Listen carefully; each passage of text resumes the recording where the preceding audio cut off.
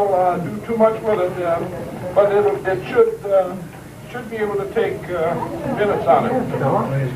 Okay, let's open our meeting of the Wayne Historical Society.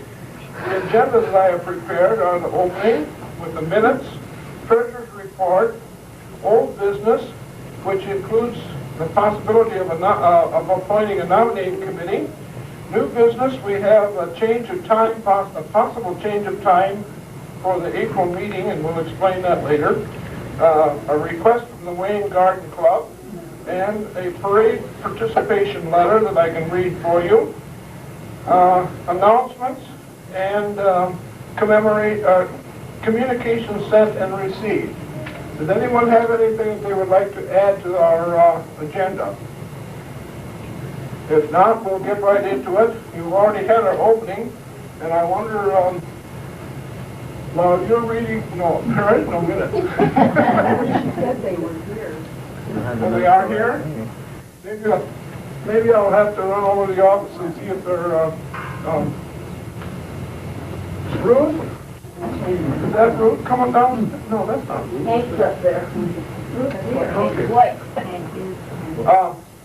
We'll have to see if we can find those minutes and also find the treasurer's report. In the meantime, I wonder if we can deviate from the prepared agenda and go on to the old business, the nominating committee. The officers whose term expires this year are Art Eicheltinger, who is the vice president, and Gene Cobb, who is the secretary. So we need a nominating committee who might even ask those same people if they would like to serve again and or whatever. But we need a nominating committee. So let's think about that while I read the minutes. Wayne Historical Society minutes for November 10th, 1994. The meeting was called to order by President Jim Gillespie at 8:02 p.m. Don't record that I was late today, okay? All right, the agenda was presented, followed by the reading of the minutes of the previous meeting. The minutes were approved without correction. The treasurer's report was then read. Receipts for the month of October were $224.51. There were no disbursements, so the balance on hand as of November 10th was $10,477.56. The treasurer's report was approved subject to audit. Under old business, the Garden Club Planning Committee had been considering an upgrade of the planting on the north side of the museum, but after consideration of the inherent problems in trying to have more blooming plants in that shady location, it was suggested that we leave it as it is. Since the Garden Club plants and maintains all the plantings around the museum and decorates the museum for the Christmas holidays, which had been done the day before this meeting, November 9th, the Secretary was instructed to send a note of expressing the Historical Society's gratitude for the ladies of the Garden Club. There was no new business discussed at this meeting. The President then announced that Liz Arthur would present our program on March 9th, 1995. Liz is the coordinator for the Wayne Arts and Entertainment Department. She will tell us what this program is all about. Programs for the April and May meeting are still tentative at this time. The tentative plans were made to tour another historical museum on December 8th. The communications received by the Society during the previous month were described. The program for this evening was to have been Officer Williams of the Wayne Police Department speaking about the DARE program. Since he was unable to come at the last minute, our President Jim Gillespie graciously presented a most entertaining program about Will Carleton, the Poet Laureate of Michigan.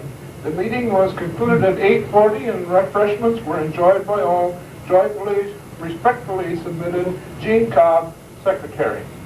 Are there any corrections to be made? Never mind any references to the President. If If there are no questions, then they will stand approved as read. The Treasurer's Report, Wayne Historical Society meeting for Thursday, Treasurer's Report. This is Thursday of March 9th, 1995. The checking account shows $517.12, a certificate of $10,041.69 for a total of $10,558.81. Balance on hand of 11/10/94, that's a previous report, was $10,477.56. Receipts were dues, and so forth, etc. Disbursements were for memorials and postage. Now, memorials and postage. The total balance on hand as of today is $10,558.81. Does anyone have any questions concerning the Treasurer's Report? If not, then it also will stand approved, subject to audit.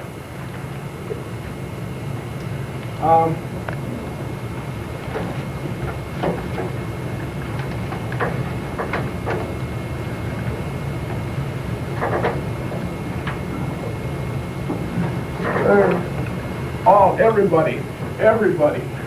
That, or do we have one? Oh, we got one going on. Here we go. You don't need this one. Sorry. One's enough. I just happened to think of it.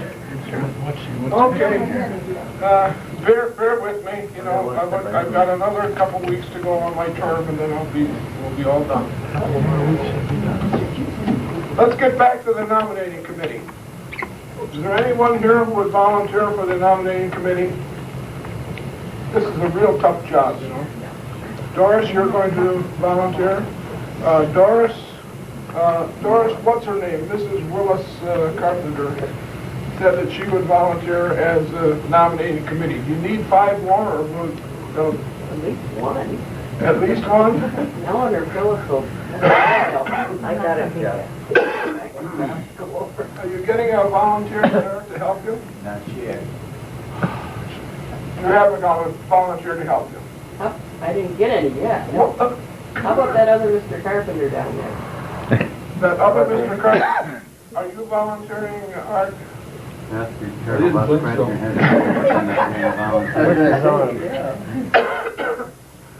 Come on, this is Not a hard job. it's going to be a hard job because the terms that expire are Art Eicheldinger and Gene Cobb.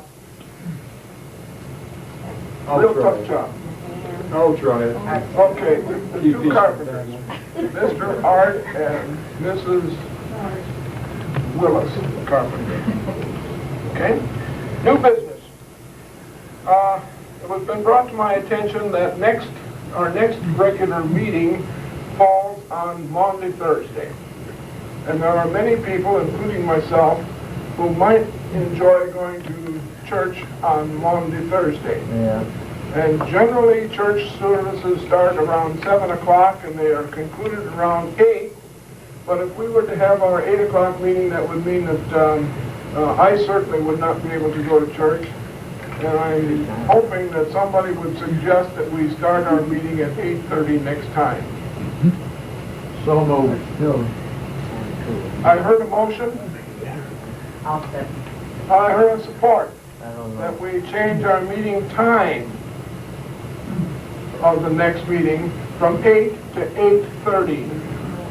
Is there any discussion concerning that motion? If not, I'll call the motion. All those in favor signify by saying aye. Aye. Contrary? Thank you. The next thing was a request by the Wayne Garden Club to help, or that they need some assistance on the planting.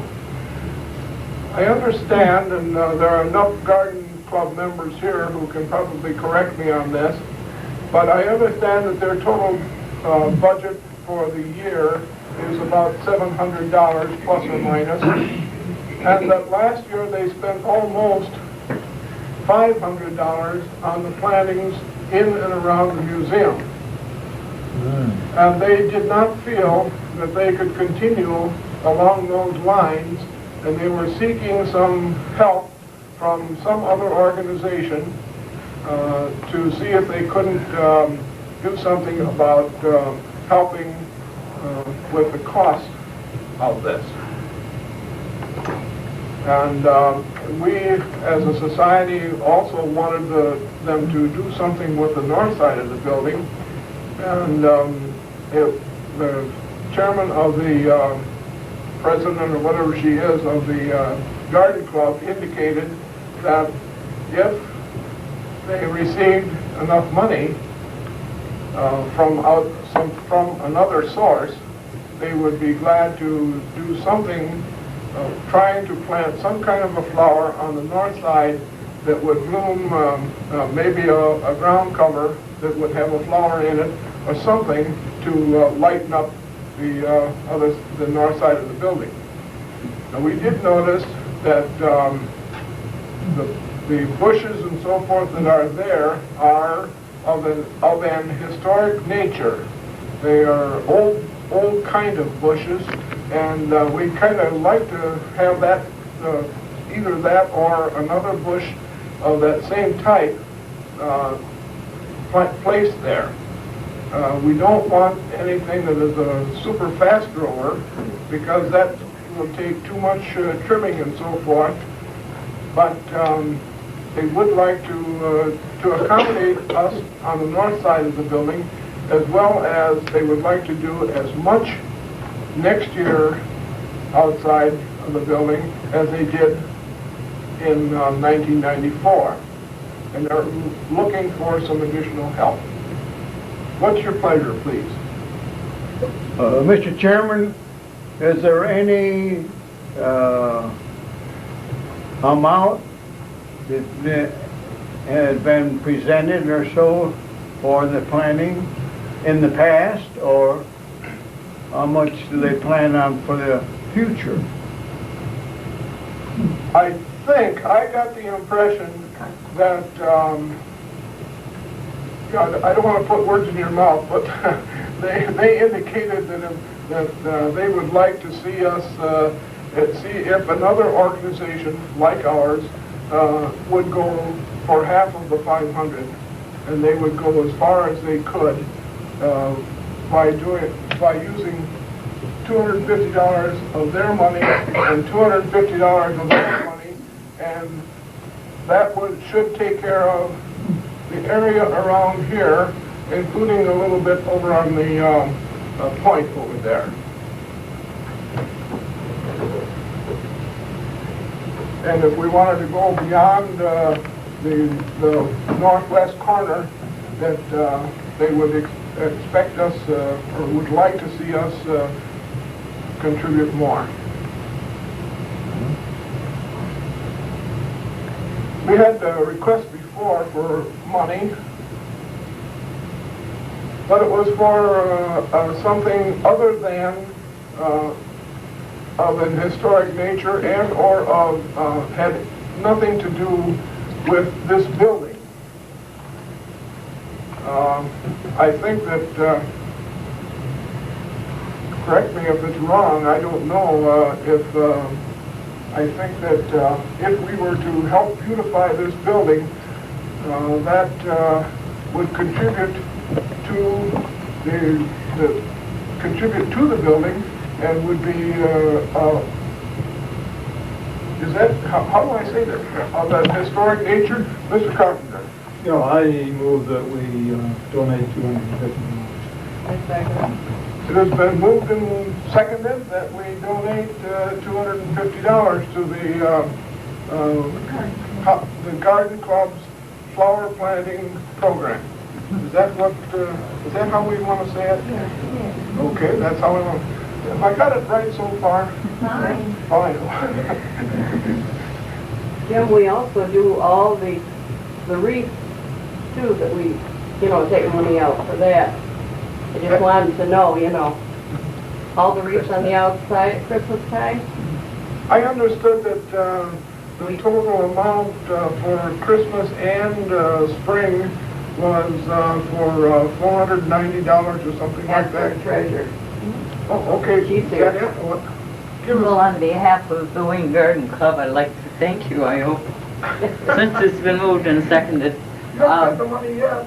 Our expenses, to let you know that this is all, that we earn every bit of it, and every bit of it is spent properly. First of all, the gardens, if any of you have noticed, are planted in keeping with the architecture of the building.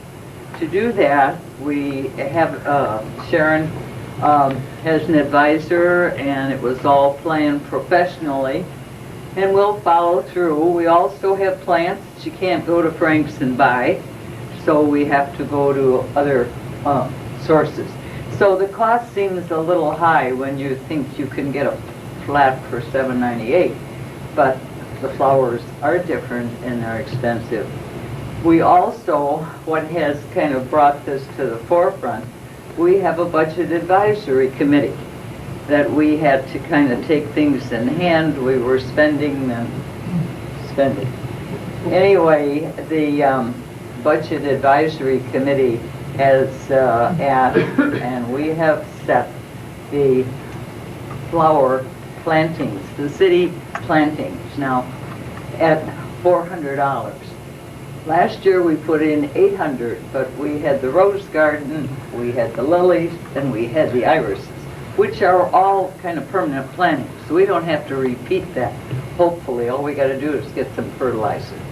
So our budget for city planting this year was set a few months back at $400.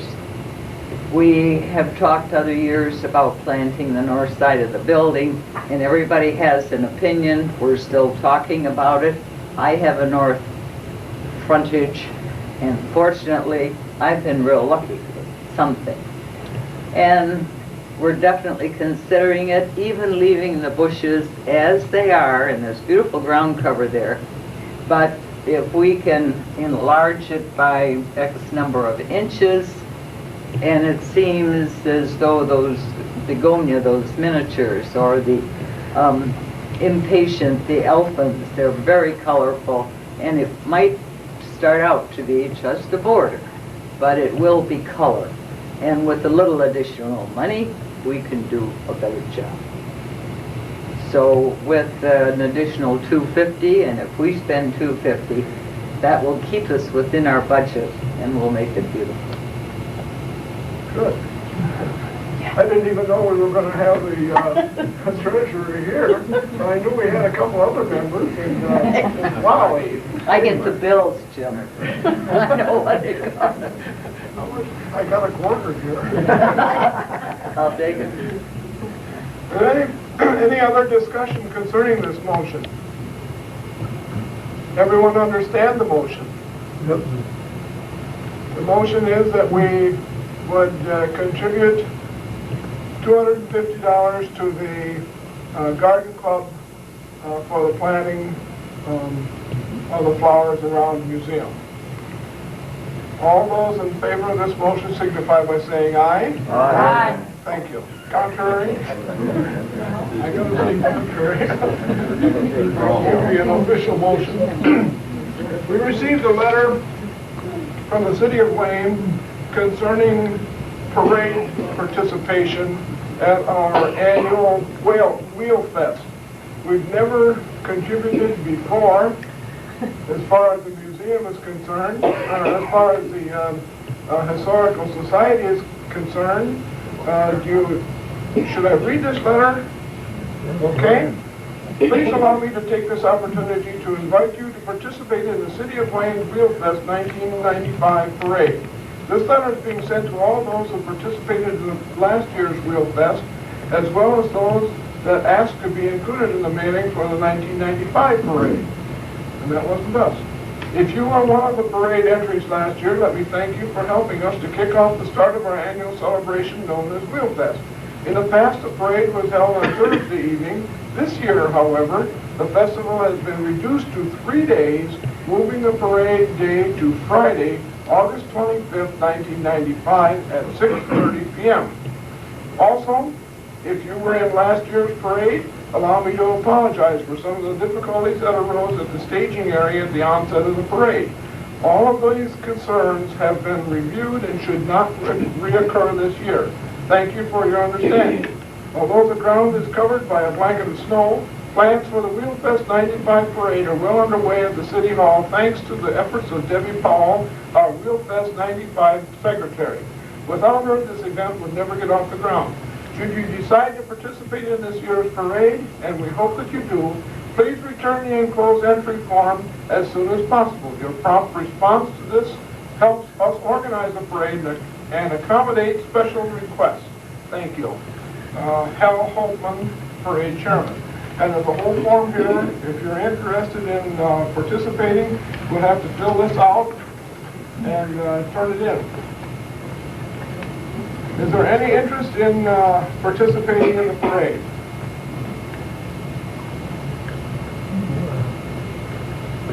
I have to Will the museum be represented? The museum itself, will they be represented in parade? You'll have to ask the commission. I've heard nothing about that's what I wondered. This letter was dated February 13th, and our meeting was in January, so we would not have gotten this yet.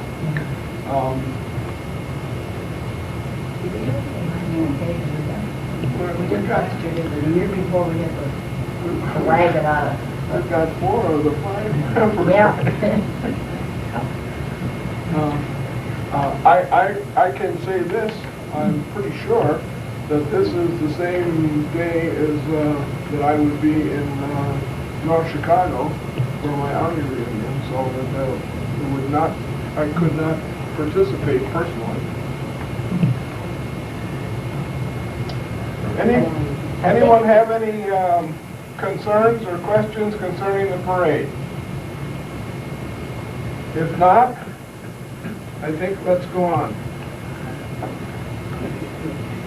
The announcements, of course, are that the April 13th meeting will be at 8:30 instead of 8. Now, once you get all cleaned up, you know, it's nice. You don't have to take your tie off if you're a man or what have you. You can go to church and then come right over to the meeting, so that there shouldn't be any problem.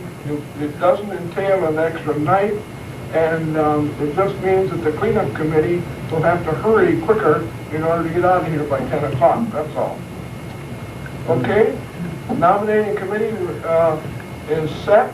We've got them. If you have anyone who is interested in becoming a trustee of the Historical Society, be sure you get a hold of one of the 2 carpenters, and I'm sure that they will be most happy to put your name on the list. Communications sent. We sent a memorial to the family of Francis Crook, and we also replied to a letter for a survey from Jeffrey Reynolds.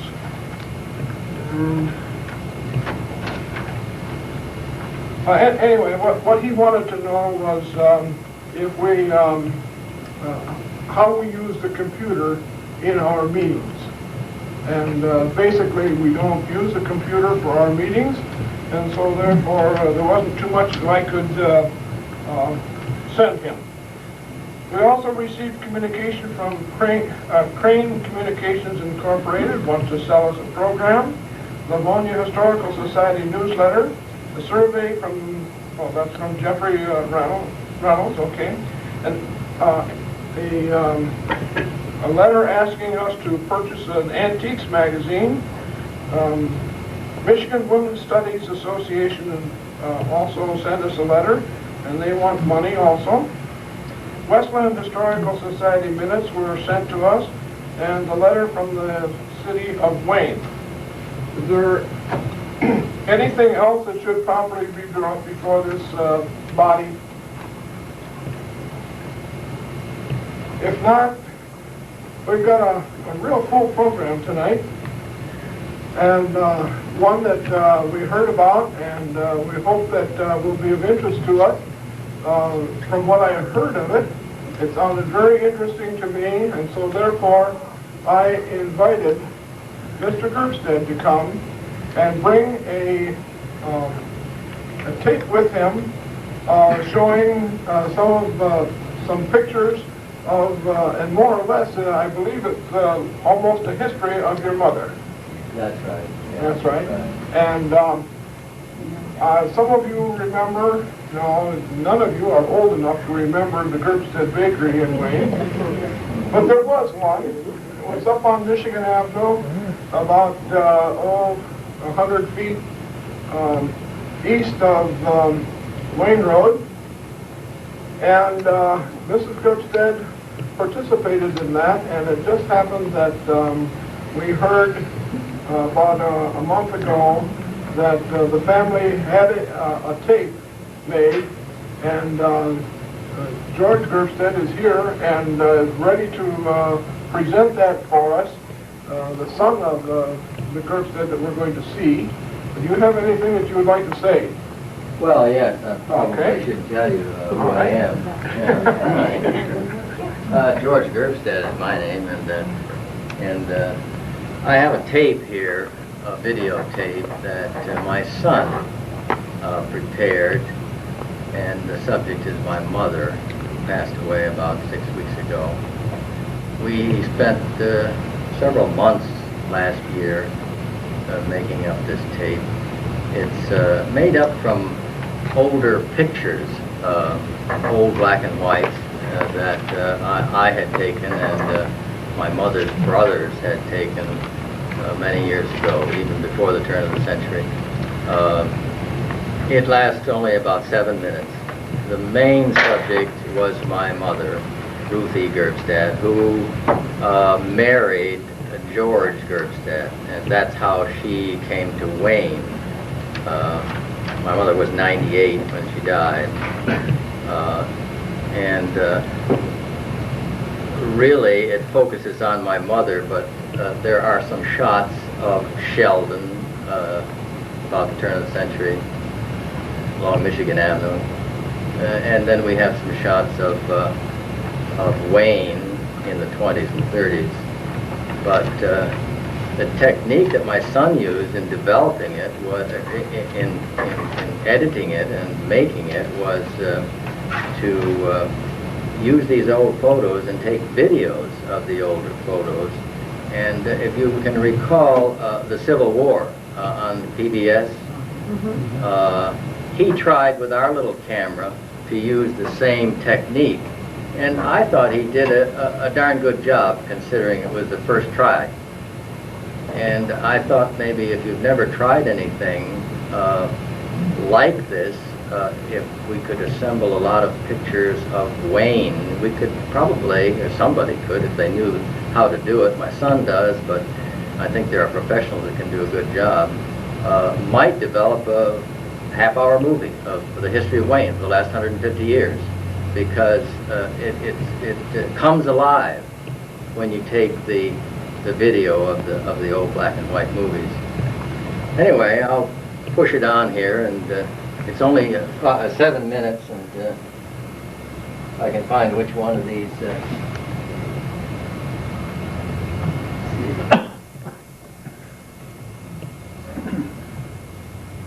Is the play down here?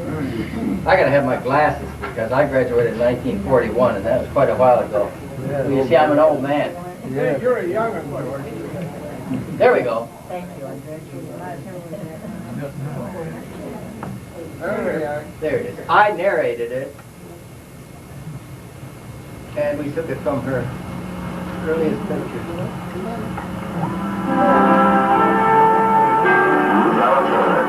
Born October 24th, 1896, in a farmhouse, approximately on the corner of Morton Deer Road and Glenmore Road. There's a picture of the farmhouse. You can see the barns and the silo in the back.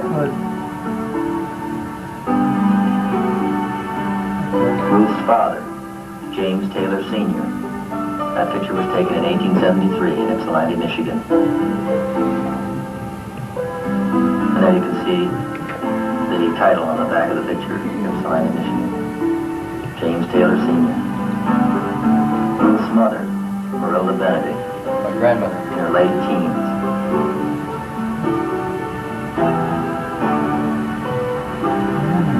Della Benedict and Marilda Benedict. Stella was Marilda's younger sister. Ruth, when she was approximately 3 years old, at the old farmhouse.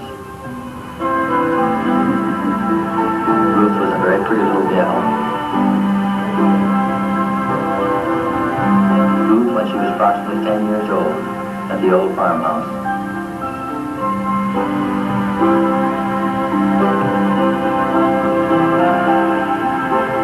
This was the school that Ruth went to school in. It was approximately 3.5 miles from the old farmhouse. Sheldon, Michigan, Michigan Avenue, trolley tracks, the dirt road. The picture was taken from the front of approximately the front of the schoolhouse. Frank Windsor's store. Frank Windsor's general store was the congregating place for all the local people.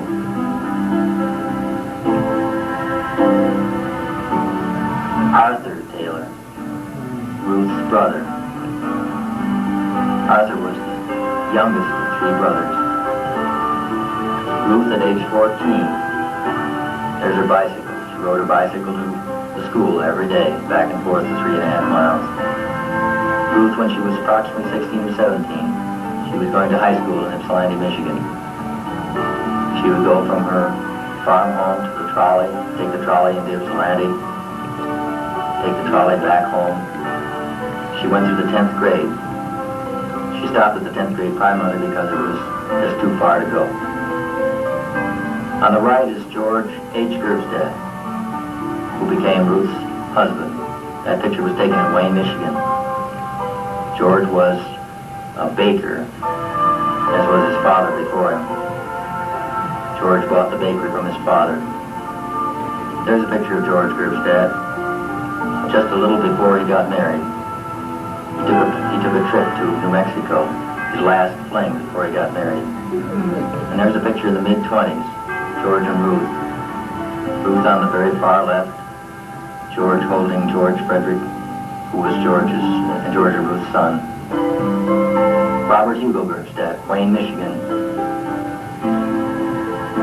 mid-20s.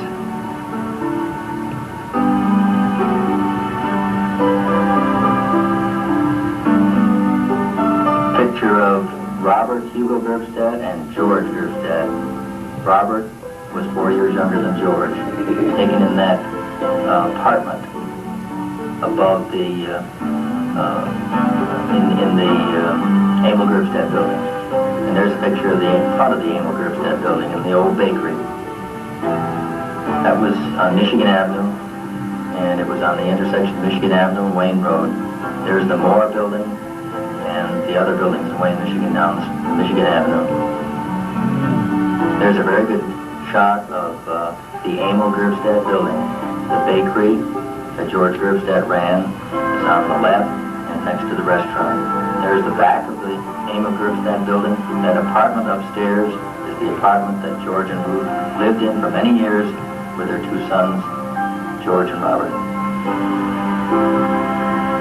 George Gerbstad in his bakery. You can tell it was approximately the time of the presidency of Harding, which would be in the mid-20s.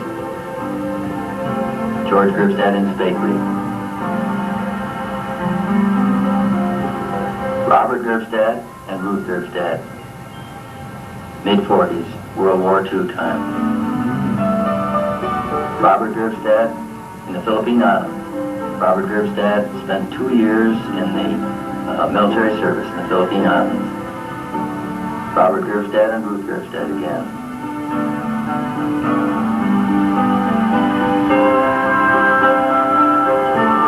George H. Gerbstad and his 2 sons, George F. and Robert. George F. Gerbstad was a lieutenant in the Air Corps in World War II.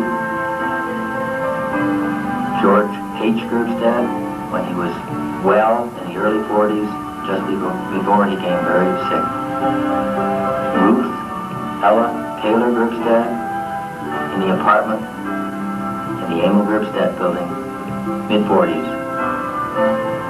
Sitting on the couch, Emma Gerbstad, her husband Ben Jones, Frederica Weberlein Gerbstad, and Elfrida Gerbstadt, and of course, Ruth and George in the upper right.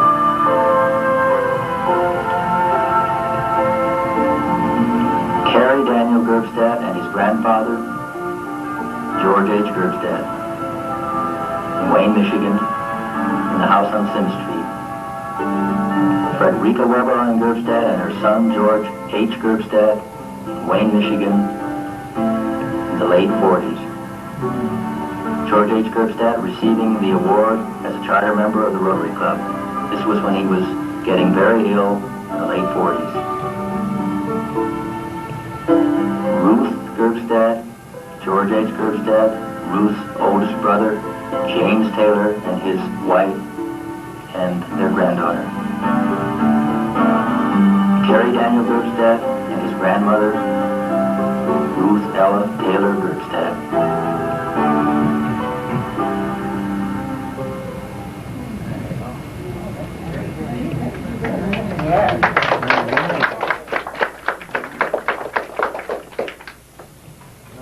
I think if we use the same technique and spruce it up a little bit, a lot of the old pictures could be made into a real nice movie of the city of Wayne, right, and the people in Wayne. Yeah. We've already tried something like that. We've taken, Hank has taken old movies, 8mm and 16mm movies, Right. and ran them and made a tape of them also.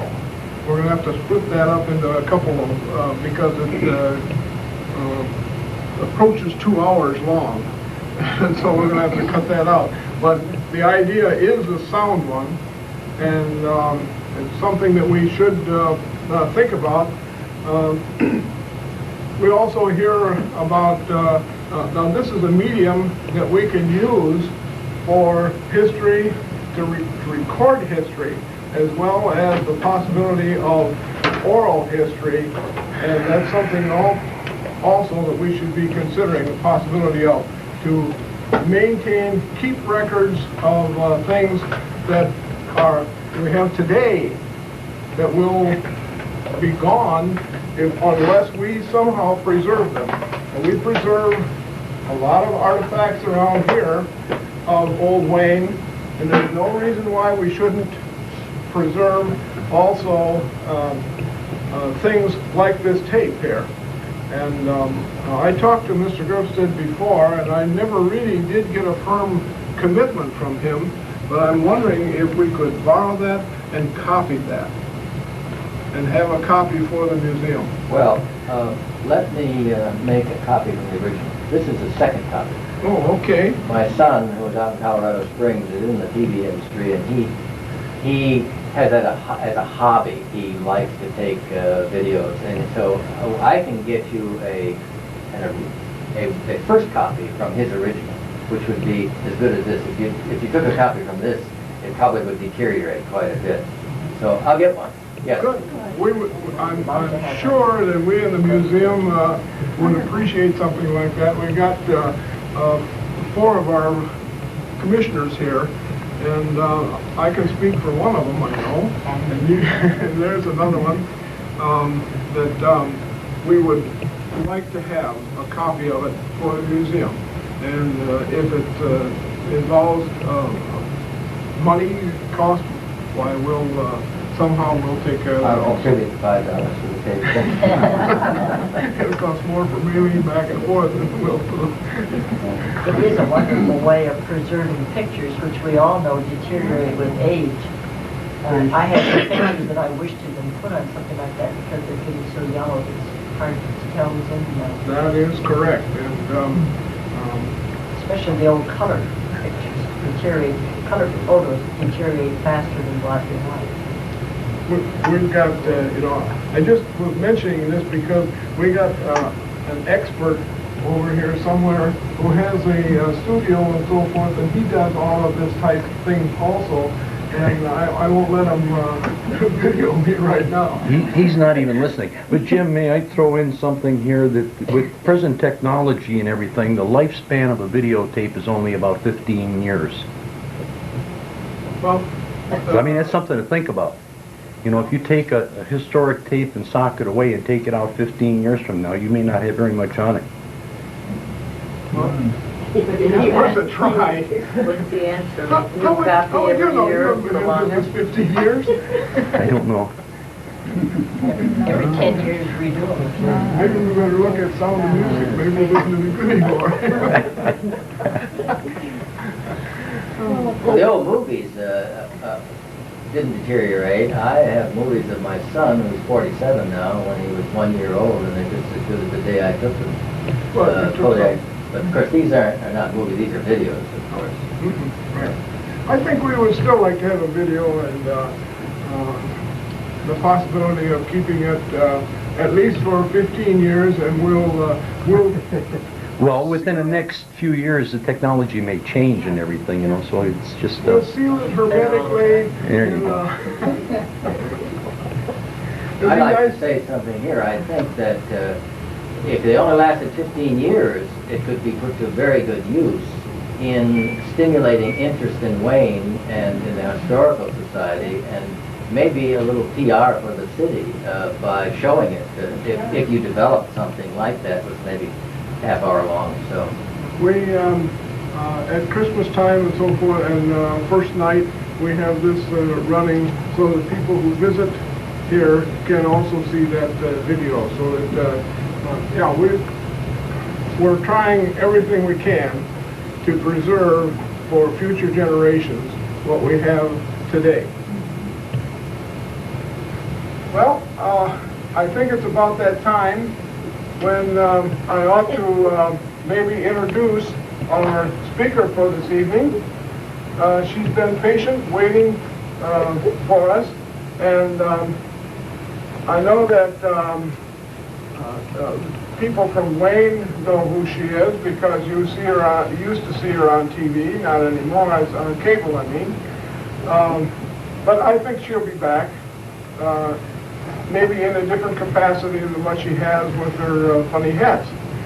Today, she didn't bring any of those hats with her, but she did bring her pleasing personality, and I would like to, I'm very happy to introduce to you Liz Arthur, who will tell us a little bit about Wayne and its arts and crafts movement and so forth.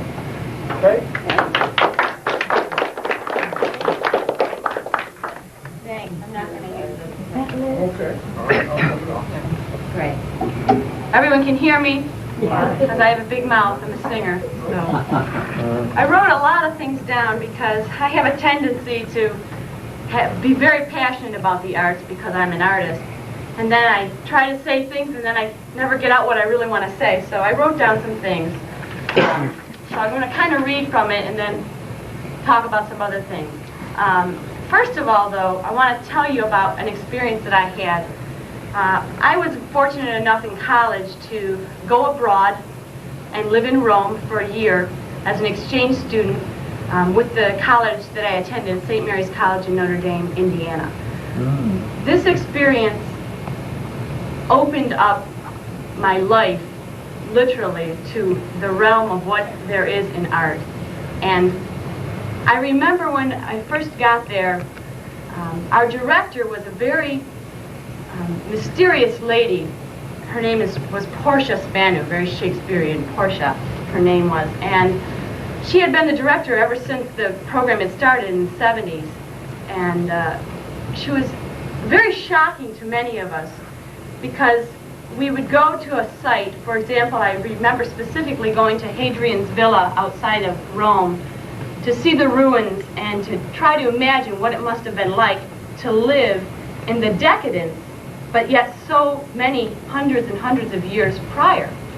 So we went there and, you know, here we are, all 50 kids trekking through the fields, following this lady to these ruins, and trying to be college students. We're very interested, but not showing our emotions. You know, we've been taught to write down all our notes.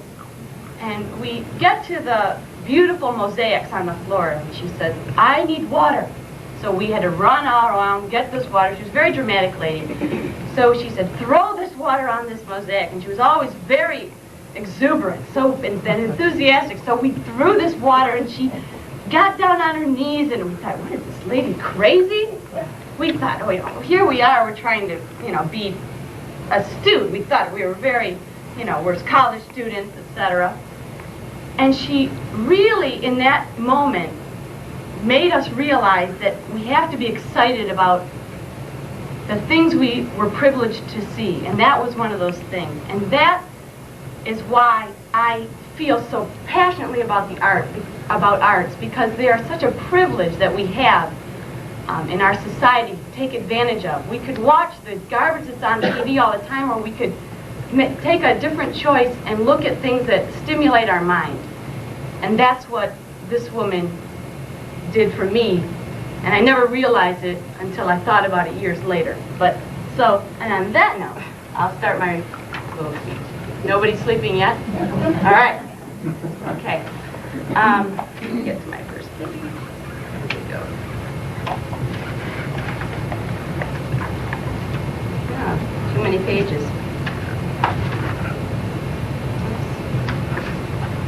Okay, almost ready here.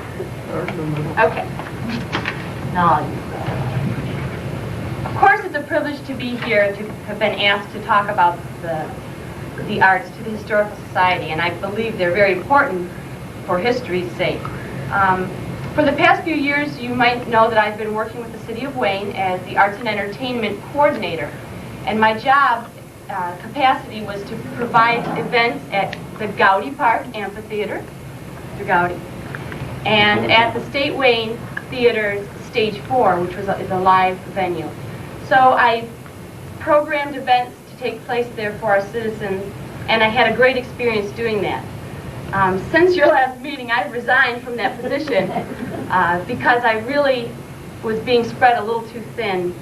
My goal in life is really to sing opera and to sing classical vocal music, and that was taking a back seat to my job with the city, and I knew I had to make that decision. It was difficult, but I did do that. So I know that things will continue, and there will be lots of wonderful events through the city, and the person taking my place, I have all the confidence in the world. She was my assistant, Tracy, and she's now taking the position, and there will be Thursday concerts in the park just as usual.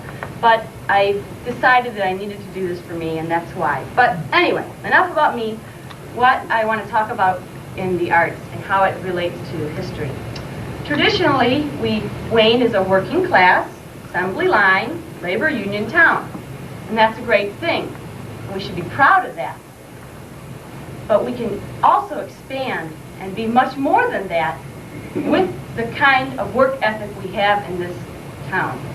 It's amazing that if you look at great artists in America, most of those great people came out of a middle class, strong work ethic where people learned that if you worked hard enough, it paid off and you would accomplish what you wanted. And so those things came out of that ethic, and that's why it's a great thing that we should really promote the arts in our community and in education in the arts. A lot of people, you know, we're filled here with fast food and country music, and that's okay, but after a while it's an unhealthy diet of things, and so we need to incorporate more things in our lives. In my study of art and art history, I've discovered that, of course, the great artists have come from working class people, but also that art is a huge, huge medium. There's so many things that are incorporated in art. And we look at history through art. The art that we see from centuries ago tells us about the people that inhabited different places. So art is a vehicle for us to see the history, and it is a part of which makes history. You know, art always responds to what social issues are happening. For example, not a fun issue, but AIDS has created a lot of expression in the arts because it is such a severe disease, and it has changed so many lives that there are so many artists who are expressing their emotions about it. The same thing about things like the Holocaust. After the World War II, many of the European composers wrote very dissonant, atonal music as an expression of their frustrations and the feelings that they had through the war. And the same with any time period. There's always a reflection of what is taking place. So history should really goes hand in hand with art. Everyone still with me? All right. I was talking to my fiance, Steve, and I was telling him all these things, and after about 10 minutes of me trying to get out what I wanted to say, he said, so basically what you're saying is art is the fingerprint of a society. So here he wrapped it up in one sentence what I was trying to say. And that is really what I'm trying to say. We have so many opportunities to take advantage of in our little community. And I am so excited to be a part of that. And I want to advance us. And I hope that I can instill that in people, and especially in our young people. A problem that I've noticed is that young people don't know how to be audiences. You all know that. You all learned that from your parents, not necessarily from school. But children today, and even people my age, and the teachers today, a lot of times, they don't know when to clap in a symphony. They don't know the information that they're providing completely, especially about the arts, because it's a very intricate web of different things. And when I mean artists, you know, I want to clarify, I mean writers, composers, painters, architects, designers, poets. Those are all artists. I mean, art is not just a painter, it's just so many other things. So, what my vision for Wayne is to make a program to educate our people. It has to be a slow process, but the young people in our community and the families right now mostly do not have a concept of what higher arts there are.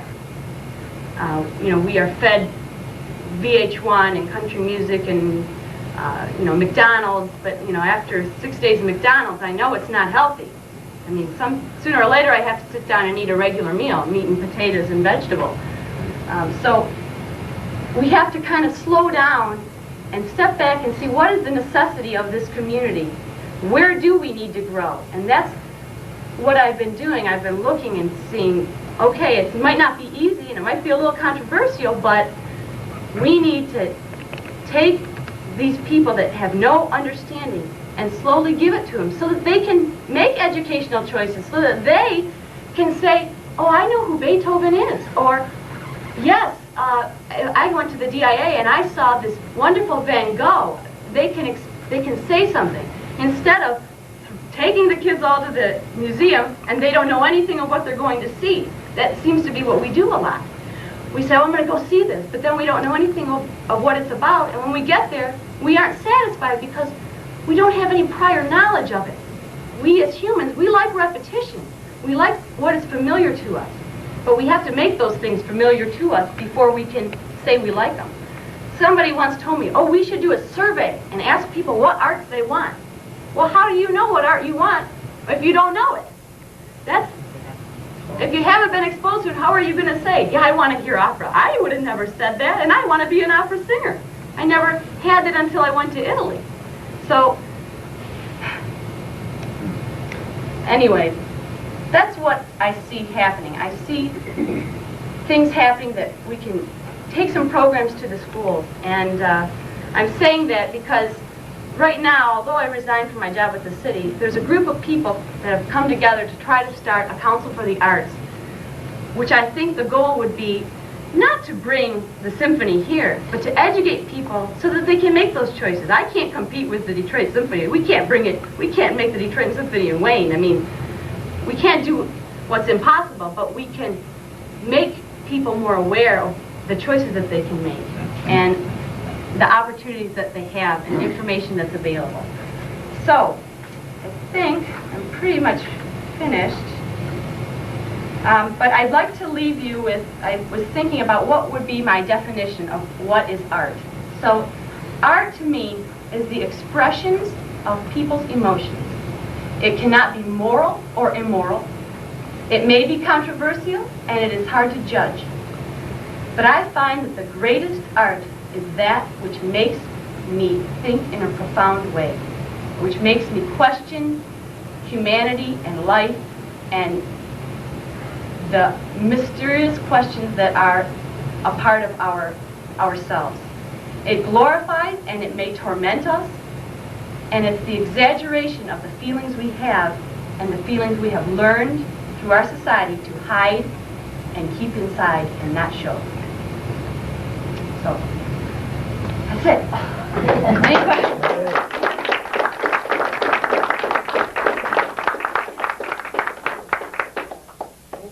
I'm not. Okay. I saw somebody back there mouthing a question before, and have you got do you want to put that question into words now? Somebody was talking yeah, the shaking your head and saying yes, yes, yes, and that was, do you have any questions to ask Liz? I just want to make a comment that I think it's great getting these things into school. I was raised out in Sheldon. Some of the pictures you had brought back a lot of memories there. And I went to a little one-room schoolhouse, and we had music appreciation. And the teacher started out with something we all know. Rossini's William Tell Overture. Of course.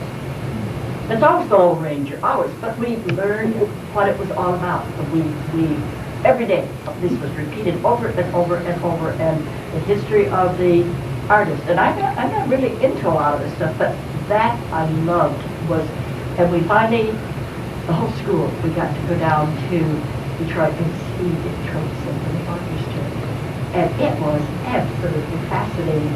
This was pre-8th grade. I probably was in about 6th at the time. And did you feel privileged to go? Very much, very much. That As a little farm kid out in Right. the country that had never been exposed to much, some music, but that's all. Right. Mostly the general of the Right. time, you know. Would you all agree that there are a lot of people that you know, that what we do is we force feed people, we throw so much at them that you don't feel privileged when you're seeing something. You feel like it's just rushed at you. And that is what happens. I don't know if there are any teachers here that are currently, but I know I had a music teacher tell me that a 5th grade teacher came up to him and said, "What's an opera? What is an opera?" Now, a teacher ought to know what an opera is. But that's our problem. We're not teaching, the institutions are not teaching the things that they used to teach. For what reasons, I don't know. But of course, in education, the first thing to go is the arts. That always is. And the same with government. Those are the first things. But I really think those are the most necessary things. Those are the things that feed our soul. We need things to stimulate our mind. And what is art but the one step further than geometry? I mean, yes, I know what geometry is, but I can't paint in 3 dimensions. Those people who can do that have something so special, such a special gift, because they can take a concept, a mathematical concept, and apply it from their mind to a piece of paper in a painting fashion. That, to me, is incredible. We need to be more enthusiastic about those kind of people who can do those things.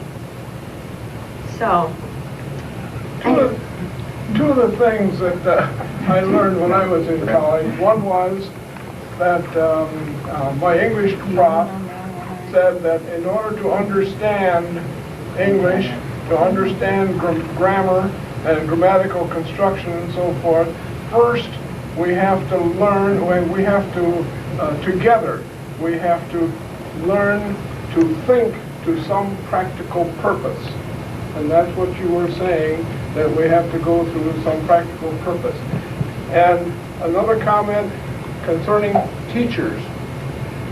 All of the great teachers, even way back in Aristotle and so forth, you take any teacher, they did not teach any particular subject, they taught learning.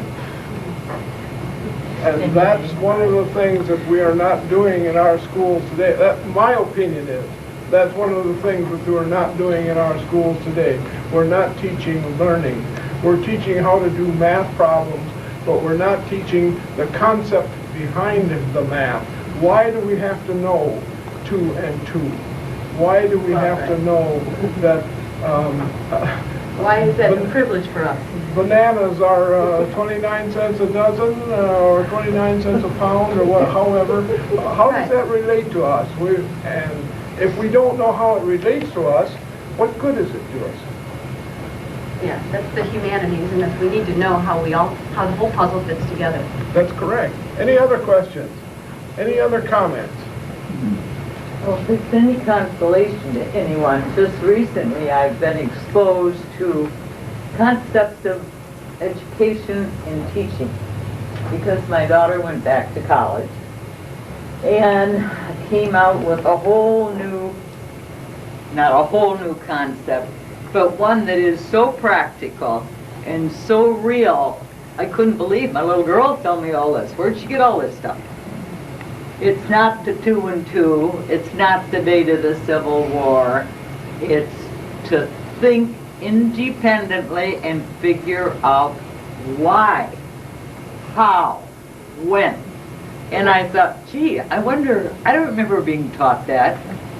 So I said, are you really giving it to them in these words? Is this what you do? Long time since classroom.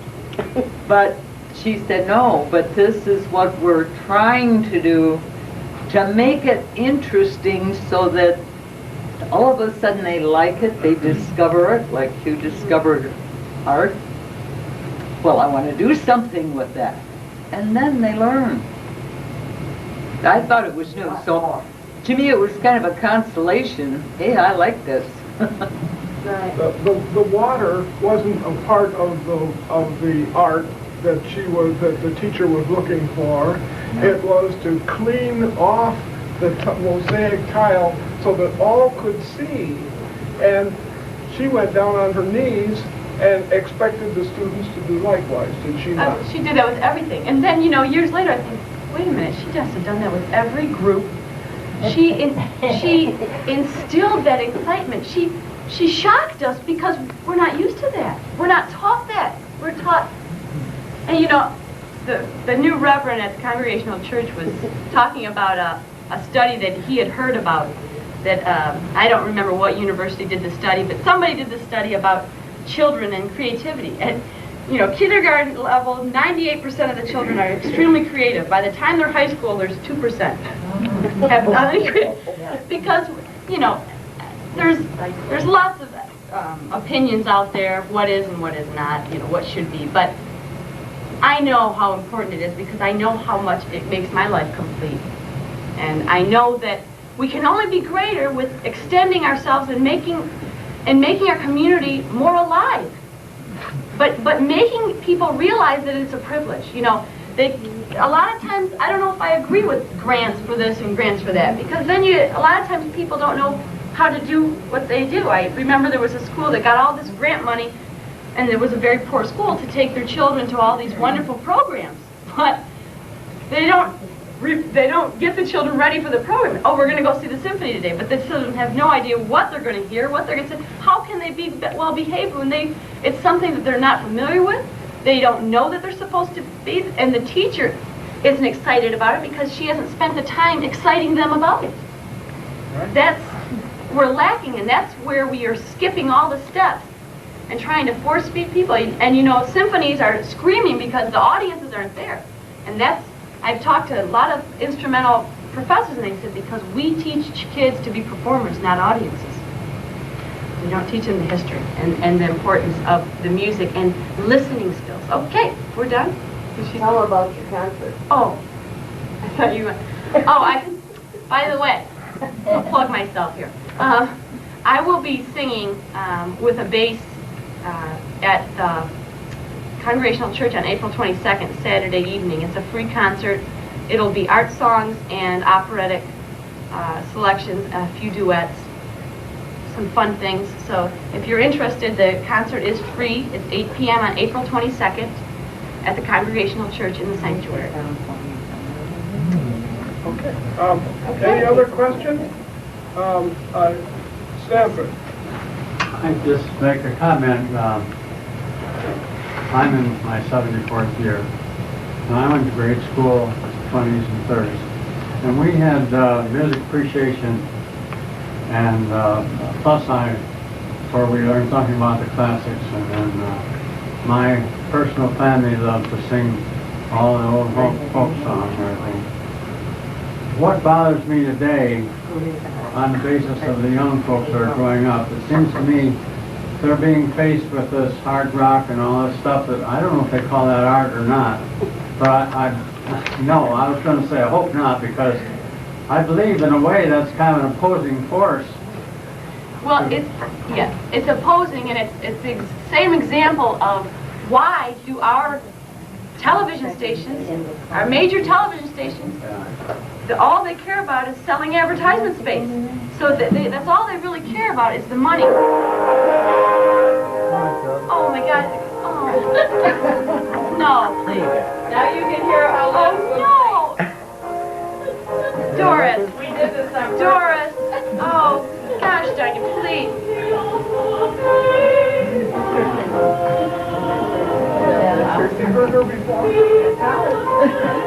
Oh my gosh, you are sneaky. You knew all about it. This is Liz singing. Did you hear it? Yes.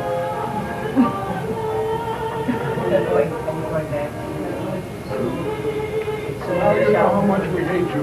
Well, no, actually, Joining a repertory company? well, I'll be doing some auditions. I hope to start auditioning in New York and Chicago. Biggest place to audition right now. Haven't got the right acoustics in here. It depends on where I get a job. If I get a job singing, I'm going where they send me. That's our first night. Maybe that's right. Jimmy, just to find a way it sounds. Actually, Steve knew going into this. When he met me, he knew that I was going to sing opera no matter what. So he said, well, I better just have a job that's mobile. He's a banker. He's mobile. He can go anywhere. Gonna bring your green dog to the concert? No, ma'am. Can't give you all the same things. So, I have some new things for you. I enjoy the program. How about you people?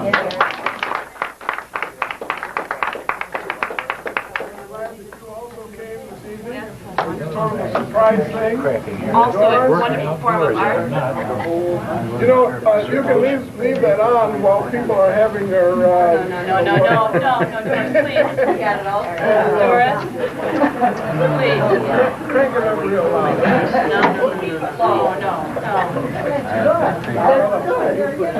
We'd like to wish you all kinds of success in Thank your you.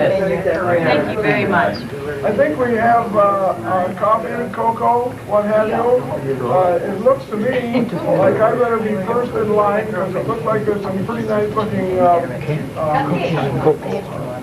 cupcakes back there. Lots of frosting, and I need frosting, you know that.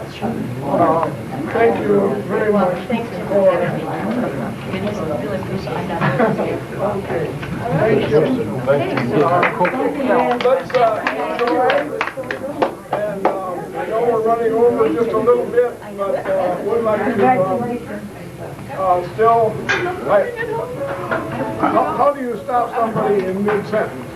So, excuse me if we ran over 10 minutes, okay? Would you? Thank you. Enjoy. Is that me?